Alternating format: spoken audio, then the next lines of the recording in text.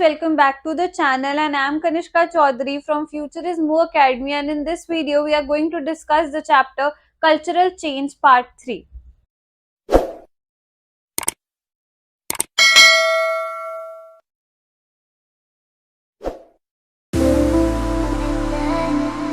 So in this video we are going to study about the four concepts जो हमने introduction में पढ़े थे. पहला है Sanskritisation. The first one is Sanskritisation. तो संस्कृताइजेशन का हमने ये मतलब पढ़ा था, जब जो लोअर कास्ट होती है वो अपर कास्ट की प्रैक्टिसेस को एडॉप्ट करने का ट्राई करती है और अपने आप को सुपीरियर कंसिडर करती है. तो संस्कृताइजेशन और मॉडर्नाइजेशन, वेस्टर्नाइजेशन, सेकुलराइजेशन, ये जो चारों कंसेप्ट है ये एक दूसरे से इंटरलिंक्ड है और हम इनको साथ में ही पढ़ेंगे. Are dealt with different sections. Obviously they are talking about this different section. Sanskritisation के अंदर हम कास्ट की बात कर रहे हैं, वेस्टर्नाइजेशन के अंदर हम लोग मेनली कलोनियलिज्म की बात कर रहे हैं कि हमने ब्रिटिशर से क्या लिया.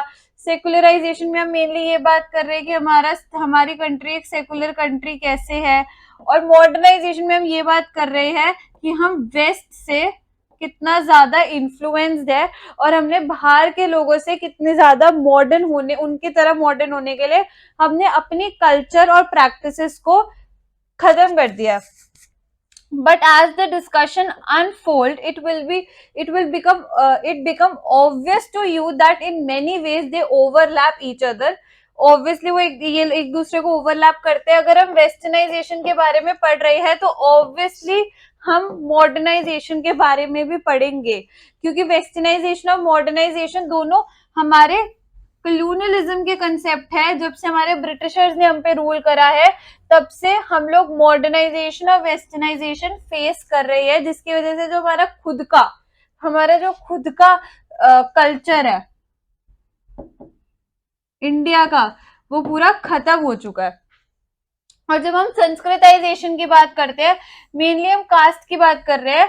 और सेक्युलर, इसके अंदर हमें ये पता चल रहा है कि सारी कास्ट इक्वल है और कोई किसी को भी फॉलो कर सकता है, किसी भी रिलीजन को फॉलो कर सकते हैं,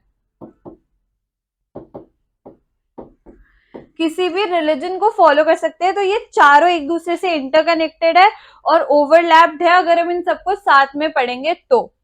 टेक द एग्जाम्पल. अब हम एग्जाम्पल लेंगे वेस्टर्न एजुकेशन का. जब ब्रिटिशर्स आए थे, उन्होंने हमारे ऊपर रूल करा था, तो उन्होंने अपने इंग्लिश एजुकेशन हम लोगों के ऊपर इम्पोज करी थी और उन्होंने हमारे ऊपर इंग्लिश इम्पोज करी थी. उन्होंने English medium schools, colleges establish करे थे जिसके अंदर इंडियंस पढ़ने जाते थे. तो इसकी वजह से क्या हुआ, एक well educated middle Indian class आई हमारी सोसाइटी के अंदर. मिडिल क्लास आई जिन्होंने हमारी फिलॉसफी पढ़ी, जो थिंकर्स थे, जो वेस्टर्न थिंकर्स थे उनके बारे में पढ़ा, उनकी जो रिटन बुक्स थी वो पढ़ा. उससे उनको क्या पता चला, इंडियंस को इंडिया प्रोग्रेस हुआ, इंडिया एजुकेट हुआ, तो ऑब्वियसली इंडिया प्रोग्रेस हुआ. उसकी वजह से, एजुकेशन की वजह से उनको बहुत सारी ऐसी चीजें पता चली, जैसे फ्रीडम का मतलब पता चला, लिबरल का मतलब पता चला, डेमोक्रेसी कैसे एस्टैब्लिश करनी है, ये सब कुछ उनको बाय एजुकेशन ही पता चला था. और ब्रिटिशर्स ने इंग्लिश क्यों इम्पोज करी थी, अपने बेनिफिट के लिए. बट उसकी वजह से क्या हुआ, हम इंडियंस को भी बेनिफिट हुआ था. तो इससे हमें पता चल रहा है कि वेस्टर्न, जब से एजुकेशन इंट्रोड्यूस हुई थी, इंग्लिश एजुकेशन इंट्रोड्यूस हुई थी, तो ऑल द कास्ट, सारे जितने भी कास्ट थे, जो जैसे वुमेन्स हो गए, उन सबके लिए पहले एजुकेशन डोर्स ओपन नहीं होते थे. बट जब से ब्रिटिशर्स ने इंग्लिश इंट्रोड्यूस करी थी तो एजुकेशन डोर्स भी ओपन हो गए थे और जो लोअर कास्ट होते हैं उनको भी एजुकेशन प्रोवाइड हो रही थी. तो वेस्टर्नाइजेशन की वजह से हमारा जो संस्कृताइजेशन वाला कंसेप्ट है वो खत्म हो रहा था और लोगों को इक्वल कंसिडर करा जा रहा था. तो इससे हमें पता चलता है कि ये एक दूसरे को ओवरलैप कर रहे हैं. अगर हमारी एजुकेशन इंट्रोड्यूस हो रही है तो उसकी वजह से हमारा जो और सोसाइटी है ओवरऑल वो भी धीरे धीरे चेंज हो रही है. इसकी वजह से जो हमारे वेल एजुकेटेड इंडियंस थे उनको लिबरल के बारे में ये सारे बहुत सारे वर्ड्स थे जिनका मतलब पहले नहीं पता था, धीरे धीरे पता चला. फिर उन्होंने वो चीज अपने इंडिया में खुद इम्पोज करी एजुकेशन की वजह से. अब हम बात करेंगे मॉडर्नाइजेशन के, कि मॉडर्न हुए तो उसकी वजह से क्या हुआ।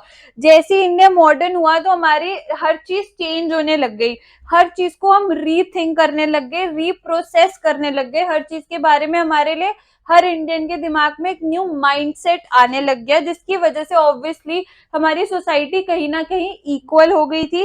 और जैसे पहले लोअर कास्ट को ट्रीट करा जाता था वैसे नहीं ट्रीट करा जा रहा था, थोड़ी लिमिटेशंस आ गई थी। उन्होंने अपने ट्रेडिशंस को रीथिंक करा, रीइंटरप्रेट करा, उन्होंने उस चीजों को बार बार सोचा कि हाँ हमें मॉडर्न होना है तो हमें इस चीज को इस तरीके से करना पड़ेगा, जिसकी वजह से और हमारे बहुत सारे लिबरल आर्टिस्ट भी इंडिया से आए थे, जैसे हमारे रवि वर्मा।